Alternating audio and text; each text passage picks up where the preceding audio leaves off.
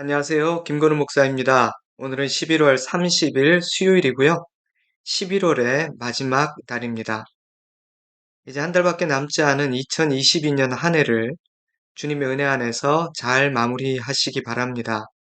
12월 한 달 동안 저와 여러분, 우리 가정과 교회에 좋은 일이 있기를 주님의 이름으로 축복합니다. 아멘. 오늘로써 다니엘서 묵상이 마무리됩니다. 오늘 수요 말씀 묵상은 2022년 마지막 다락방 모임에서 다룰 내용이기도 한데요. 2022년 마지막 다락방에서 함께 묵상할 주제를 기도로 잡아 보았습니다. 지난주 수요 말씀 묵상에서 다니엘서의 후반부인 7장에서 12장에 담겨 있는 다니엘이 받은 네 가지 환상, 네 가지 계시에 대해 살펴보았는데요. 그중 10장부터 시작되어 3장에 걸쳐 기록되고 있는 마지막 네 번째 환상은 다니엘의 기도에 대한 하나님의 응답으로 주어지는 계시라고 말씀드렸습니다. 하여 오늘은 다니엘서 10장을 중심으로 다니엘서가 기도에 대해 주는 교훈들 몇 가지를 함께 묵상해 보고자 합니다. 다니엘서 묵상을 마무리하며 우리의 마음에 깊이 새겨두기 원하는 첫 번째 교훈은 다니엘은 중요한 순간마다 기도했으며 항상 기도했던 기도의 사람이었다는 사실입니다. 10장은 큰 전쟁에 대한 환상을 보게 된 다니엘이 세 일에 동안 금식하며 기도하는 장면으로 시작되는데요. 그때는 바벨론 제국은 이미 멸망했고 바사 제국이 패권을 잡았을 때입니다.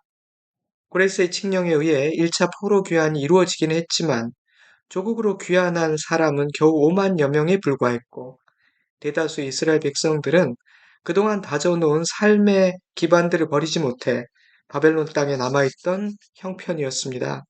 게다가 귀환한 포로들이 무너진 성전의 재건을 시도했으나 사마리아인들의 방해로 인해 좌절되었다는 소식도 들려왔죠.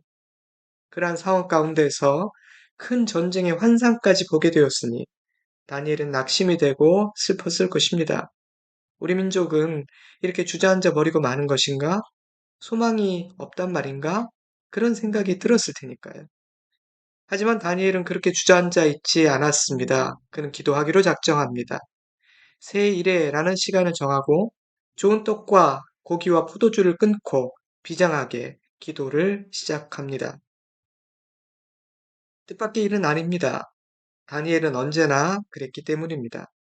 10장부터 시작되는 다니엘서의 마지막 계시가 기도 응답으로 주어진 것이라고 말씀드렸죠. 바로 앞 9장에 기록된 70일의 예언 역시 기도 응답으로 주어진 계시입니다. 다니엘서 9장 3절입니다. 내가 금식하며 베옷을 입고 재를 덮어쓰고 주 하나님께 기도하며 간구하기를 결심하고 곧 내가 기도할 때 이전에 환상 중에 본 그 사람 가브리엘이 빨리 날아서 저녁 제사를 드릴 때 즈음에 내게 이르더니 내게 가르치며 내게 말하여 이르되 다니엘아 내가 이제 내게 지혜와 총명을 주려고 왔느니라. 다니엘은 기도했고 하나님은 그 기도에 대한 응답으로 천사를 보내 다니엘에게 당신의 뜻을 보여주셨습니다. 지혜와 총명을 주셨죠. 그러니 10장에서 보게 되는 기도하는 다니엘의 모습은 의외가 아닌 겁니다. 다니엘은 비상한 상황을 만날 때마다 비상한 마음으로 기도했던 사람이었으니까요. 하지만 신앙의 사람이라면 적어도 위기에 처하게 되면 기도하게 되지 않을까? 이런 생각을 할 수도 있습니다. 동의가 됩니다. 하지만 다니엘은 기도함으로 말미암아 목숨을 잃을 수도 있는 굉장한 위험 앞에서도 기도를 멈추지 않았던 사람이에요. 6장 10절입니다. 다니엘이 이 조서에 왕의 도장이 찍힌 것을 알고도 자기 집에 돌아가서는 윗방에 올라가 전에 하던 대로 하루 3번씩 무릎을 꿇고 기도하며 그의 하나님께 감사하였더라. 다니엘이 처한 현실적인 상황은 기도하면 죽고 기도를 중단하면 사는 상황이었습니다. 그러니 그때는 하나님께 양해를 구하고 잠시 기도를 멈추어야 할 때인 것처럼 보입니다. 그러나 다니엘은 어려움에 처할 때만 주님을 찾고 자신의 안위를 위해서만 도와달라 기도하는 그런 사람이 아니었습니다. 때문에 다니엘은 평소에 하던 대로 기도합니다. 그에게 기도는 자신의 생명을 걸 수 있을 만큼 중요하고 의미 있는 시간이었기 때문입니다. 저는 항상 기도할 뿐 아니라 중요한 순간에는 더욱 비장하게 기도했던 다니엘의 영적인 자세와 습관이 세속화된 도시 바벨론 한가운데에서도 자신의 정체성과 믿음을 굳건히 지킬 수 있는 비결이었으며 자신을 해하려는 수많은 원수들 한가운데서도 승리할 수 있었던 가장 중요한 비결이라고 확신합니다. 우리도 다니엘의 승리의 비결을 굳게 잡아야겠습니다. 지금은 그 어느 때보다 더 그리해야 할 때라는 생각이 듭니다. 둘째로, 다니엘의 기도는 하나님의 세일, 하나님의 역사가 일어나는 시발점이 되었다는 사실입니다. 다니엘의 기도는 다니엘 자신만을 지키고 개인적인 승리만을 경험하게 한 것이 아닙니다. 다니엘의 기도는 하나님의 세일, 하나님의 역사가 일어나는 시발점이 되었습니다. 느부갓네살 왕이 꿈을 꾸었을 때 그는 세 친구들에게 기도를 부탁했고 자신도 기도했습니다. 그러한 기도의 결과는 무엇이었습니까? 느부갓네살 왕은 그들의 신앙을 인정하고 하나님을 찬양하게 되었습니다. 다니엘과 세 친구는 높은 자리에 오르게 되었고요. 왕 외에 다른 신이나 사람을 섬기는 자는 사자굴에 던져 죽이겠다. 그 법이 다니엘을 해치려는 음모임을 알았음에도 불구하고 다니엘은 기도했습니다. 그러한 기도의 결과는 무엇이었습니까? 하나님은 사자들의 입을 막아 다니엘을 지키셨고 오히려 다니엘을 해치려던 자들이 사자굴에 던져져 죽게 됩니다. 다니엘이 기도할 때 원수들이 전멸한 것입니다. 그뿐만이 아닙니다. 다리오 왕은 새로운 조서를 내려 온 나라가 다니엘의 하나님을 두려워할 것을 명령했습니다. 사랑하는 성도 여러분, 기도는 하나님의 새 일이 일어나는, 하나님의 역사가 일어나는 중요한 시발점이 됩니다. 다니엘이 기도할 때 원수들은 패배했고, 다니엘은 구원받았으며 하나님의 이름은 높임받게 되지 않았습니까? 그의 기도를 통해 놀라운 하나님의 일들이 일어난 것입니다. 더 많은 수를 점유한 세력이나 권력자나 부자가 아닌 기도의 사람이 역사를 바꿉니다. 셋째로, 기도하는 그 순간 하나님의 응답은 시작된다는 사실입니다. 기도가 응답되기까지는 많은 시간이 걸린다고 느껴지는 순간이 적지 않습니다. 때문에 많은 사람들은 하나님은 더디 응답하신다, 뜸을 들이신다, 그렇게 생각하기도 합니다. 이해가 됩니다. 우리가 느끼는 현실적으로 그런 경우가 적지 않으니까요. 하지만 다니엘서 10장은 기도 응답에 대한 새로운 관점을 제공합니다. 다니엘서는 하나님은 우리가 기도를 시작하는 그 순간부터 행동하신다고 말합니다. 그러한 하나님의 행동과 반응이 내 눈에 다 보이지 않는다 할지라도 말입니다. 다니엘을 찾아온 천사는 이렇게 말했거든요. 다니엘서 10장 12절. 다니엘아 두려워하지 말라. 내가 깨달으려 하여 내 하나님 앞에 스스로 겸비하게 하기로 결심한 첫날부터 내 말이 응답받았으므로 내가 내 말로 말미암아 왔느니라. 지금 이 순간이 아니라 21일 전 기도를 결심한 그 순간부터 너의 기도는 응답되었다는 것입니다. 9장 21절을 보면 천사 가브리엘이 빨리 날아서 다니엘에게 왔다고 기록되어 있기도 합니다. 천사는요, 천천히 걸어서 느긋하게 온 것이 아니라 빨리 날아서 왔다고 기록하고 있는 거예요. 빨리 날아온 천사는 이렇게 말했습니다. 다니엘 9장 23절. 내가 기도를 시작할 즈음에 명령이 내렸으므로 이제 내가 알리러 왔느니라. 너는 크게 은총을 입은 자라. 그런즉 너는 이 일을 생각하고 그 환상을 깨달을지니라. 다니엘서는 우리가 기도할 때 주님은 실시간으로 우리의 기도를 들으시고 즉시 반응하신다는 사실을 강조하고 있습니다. 복잡한 보고 체계를 거쳐야 하기 때문에 주님의 귀에 들릴 때까지 시간이 지체되는 것이 아닙니다. 주님께 전달되는 과정에서 나의 기도가 누락되지도 않습니다. 나의 기도를 들으셨지만 느긋하게 뜸을 들이며 오래 생각하시는 것도 아닙니다. 우리의 기도는 실시간으로 전달되며 주님은 즉시 행동하십니다. 주님은 사랑하는 자녀들에게 지금 당장 도움이 필요하다는 사실을 아시기 때문입니다. 그렇다면 왜 기도의 응답이 더디 이루어지는 것처럼 느껴지는 것일까요? 우리는 하늘에서 어떤 일이 이루어지고 있는지를 알지 못하기 때문입니다. 저는 다니엘서가 우리가 보지 못하는 하늘에서 어떤 일이 일어나고 있는지를 보여주고 있다고 생각합니다. 하나님께서 우리의 기도에 대해 얼마나 진지하고 신속하게 반응하고 계신지를 보여주므로 우리의 기도를 격려하고 기도하면서 낙심하지 않도록 돕기 위해서입니다. 사랑하는 성도 여러분, 사랑하는 자녀가 간절히 기도할 때 좋으신 아버지는 즉시 듣고 반응하십니다. 우리의 편에서는 아직 응답되지 않은 것처럼 보이지만 하나님의 편에서는 이미 접수되었고 응답하셨습니다. 그분이 들으셨고 뜻을 정하셨다면 게임은 끝난 것입니다. 아멘. 그러나 기도의 시작부터 응답에 이르는 과정에는 많은 방해가 있습니다. 다니엘서가 기도에 대해 주는 네 번째 교훈은 우리가 기도할 때 영적 전쟁이 일어난다는 사실입니다. 10장 13절입니다. 그런데 바사 왕국의 군주가 21일 동안 나를 막았으므로 내가 거기 바사 왕국의 왕들과 함께 머물러 있더니 가장 높은 군주 중 하나인 미가엘이 와서 나를 도와주므로 이제 내가 마지막 날에 내 백성이 당할 일을 내게 깨닫게 하러 왔노라.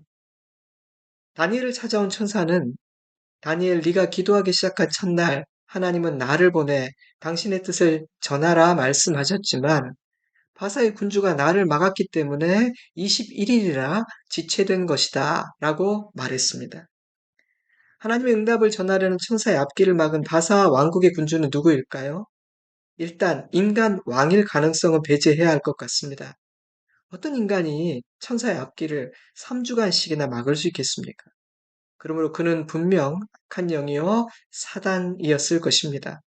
그런데 페르시아 제국의 군주로 불리는 것을 보면 그는 페르시아 지역을 관장하는 사단이었던 것 같아요. 그의 구체적인 활동 범위가 페르시아 제국이었다는 의미입니다. 당시 최고의 강대국이었던 바사를 관장하는 사단의 힘은 만만치 않았습니다. 그래서 천사는 3주간의 치열한 전투를 벌여야 했죠. 하나님은 미가엘을 보내 그를 돕게 하셨고 마침내 길이 열려 하나님의 명을 받고 출발한 지 21일 만에 다니엘에게 도착할 수 있었던 것입니다. 그러니 사실 다니엘의 기도는 21일 전에 이미 응답을 받았습니다. 하지만 다니엘을 좌절시켜 기도를 중단하게 만들기 위한 사단의 방해로 인해 다니엘이 자신의 기도가 응답되었다는 사실을 실제로 알기까지는 긴 시간이 필요했습니다. 어쩌면 다니엘은 주님은 나의 기도를 듣고 계신 것일까? 근데 왜 미동도 하지 않으시는 것이지? 이런 생각을 했을지도 모르겠습니다. 그러나 실상은 그의 기도를 시작한 첫날 이미 응답되었고, 기도를 결심한 바로 그날 천사가 파송되었다는 것입니다. 저는 우리가 기도할 때도 이런 일이 일어난다고 생각합니다. 기도의 모든 과정에 있어서 사단은 방해합니다. 하나님은 이미 응답하셨지만 우리를 향해 파송받은 천사가 하나님의 뜻을 전하지 못하도록 방해하기도 합니다. 어찌해서든 우리를 낙심하게 하고 포기하게 만들기 위해서입니다. 나의 기도가 아무런 의미가 없다. 기도는 힘이 없다. 우리를 속이려 하는 것이죠. 사랑하는 성도 여러분, 내가 기도의 자리에 나갈 때마다 영적 전투가 시작되고 벌어지고 있다는 사실을 잊지 마시기 바랍니다. 사단은 수단과 방법을 가리지 않고 우리의 기도를 방해하려 들겠지만 우리에게 보내신 하나님의 천사를 막을 수는 없음을 기억하시기 바랍니다. 우리가 해야 할 일은 주님의 천사가 응답의 메시지를 가지고 나에게 도착하는 그 순간까지 믿음으로 기도를 멈추지 않는 것입니다. 마지막 다섯째로 다니엘서는 깨달음은 매우 중요한 기도 응답이라는 사실을 가르쳐 주고 있습니다. 다니엘이 기도하자 하나님은 천사를 보내 당신의 뜻과 계획을 보여주셨습니다. 그것은 이스라엘 한 나라뿐이 아니라 열방의 흥망성쇠와 하나님의 구원과 심판에 대한 놀라운 예언이었습니다. 바로 그것이 비장한 다니엘의 기도에 대한 하나님의 응답이었던 것입니다. 우리는 기적이 일어난다거나 내가 원하는 무엇인가를 받는 것만이 기도 응답이라고 생각하기 쉽습니다. 하지만 다니엘서를 보면 우리가 기도할 때 하나님은 당신의 뜻을 드러내 주십니다. 기도의 자리에서 하나님의 뜻과 섭리와 예정을 깨닫게 해 주시는 것입니다. 무슨 의미일까요? 주님의 마음과 뜻을 알게 되는 것, 주님의 섭리와 예정과 계획을 이해하게 되는 것, 그것이야말로 정말 중요한 최고의 기도 응답이라는 것입니다. 죄악으로 가득 차 있으면서도 회개하지 않는 소돔과 고모라를 멸하시기 전 하나님은 아브라함에게 당신이 하고자 하는 일을 가르쳐 주셨습니다. 그때 이렇게 말씀하셨어요. 창세기 18장 17절 여호와께서 이르시되 내가 하려는 것을 아브라함에게 숨기겠느냐. 하나님의 뜻을 아는 것은 하나님이 사랑하는 자녀들에게 주시는 특별한 은혜요 특권이라는 것입니다. 하나님의 뜻과 계획은 아무나 알 수 있는 것이 아닙니다. 그것은 하나님께서 드러내 주셔야만 알 수 있는 비밀입니다. 하나님께 속한 비밀이죠. 그런데 다니엘서는 그 특별한 은혜가 기도하는 사람들에게 허락된다고 말하고 있는 것입니다. 그러니 사랑하는 성도 여러분이요. 기도할 때 주님의 뜻을, 아버지의 마음을, 주님의 섭리를 깨닫게 해주시기를 기도하시기 바랍니다. 주님의 마음과 섭리와 계획들을 더 넓고 깊게 이해하게 해달라고 구하시기 바랍니다. 주님의 뜻과 계획을 이해하는 만큼 우리의 관점과 해석과 믿음과 순종은 달라질 것입니다. 아멘. 그때 우리의 삶의 수준과 차원도 달라지지 않겠습니까? 이제 오늘 묵상을 정리해 볼까요? 오늘은 다니엘서를 마무리하며 기도라는 주제를 중심으로 생각해 보았습니다. 다니엘은 중요한 순간마다 기도했으며 항상 기도했던 기도의 사람이었습니다. 다니엘의 기도는 하나님의 세일, 하나님의 역사가 일어나는 시발점이 되었다. 우리가 기도하는 그 순간 하나님의 응답과 역사는 시작된다. 우리가 기도할 때 영적 전쟁이 일어난다. 깨달음은 매우 중요한 기도의 응답이다. 다니엘은 위대한 신앙의 선배요 귀한 믿음의 모델입니다. 나와는 차원이 달라도 너무 다른 신앙을 가졌구나 생각하게 만들 정도로 훌륭하고 위대한 믿음의 사람입니다. 때문에 무엇을 배워야 할지, 어디부터 시작해야 할지 엄두가 나지 않기도 합니다. 하지만 오늘 우리는 중요한 한 가지를 마음에 담고자 합니다. 바로 기도입니다. 다니엘이 그의 삶으로 보여준 기도에 대한 교훈들입니다. 저는 이 다니엘서는 예언과 환상을 담고 있는 선지서 중 한 권이기도 하지만 기도에 대해 교훈하고 있는 기도에 대한 책이기도 하다는 생각이 들었습니다. 다니엘서는 이렇게 교훈합니다. 바빌론의 한가운데에서 믿음을 지키고 승리하려면 기도해야 한다. 적그리스도가 나타나 역사하는 마지막 때를 견뎌내고 승리하려면 기도해야 한다. 가정을 지키고 교회를 지키고 나라를 지키려면 기도해야 한다. 하나님의 세일, 하나님의 역사 보기를 원한다면 기도해야 한다. 하나님의 뜻과 계획을 깨닫기 원한다면 기도해야 한다. 우리가 기도하는 그 순간 기도의 응답은 시작됩니다. 그러나 동시에 영적인 전쟁도 시작됩니다. 그러므로 기도의 사람은 영적으로 무장해야 하며 마음을 굳게 먹어야 하고 개인적으로 기도할 뿐 아니라 함께 기도해야 합니다. 그러면 주님이 보내신 천사를 만나게 됩니다. 주님의 뜻을 깨닫게 됩니다. 승리하게 됩니다. 하나님께서 행하시는 일을 보게 됩니다. 아멘. 이제 2022년도 마지막 한 달만이 남았습니다. 지나온 11달의 시간보다 더 간절함과 더욱 큰 믿음으로 더욱 기도하는 마지막 한 달이 되면 좋겠습니다.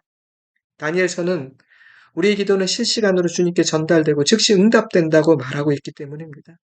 우리는 기도가 하나님께서 행하시는 놀라운 세일의 시발점임을 믿기 때문입니다. 아멘.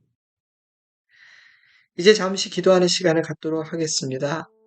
여러분 가정과 개인적인 기도의 제목들을 가지고 오늘 이 아침 이후부터 기도하며 한 달을 마무리하면 좋겠습니다. 저는 12월의 첫 번째 주일에 뵙겠습니다.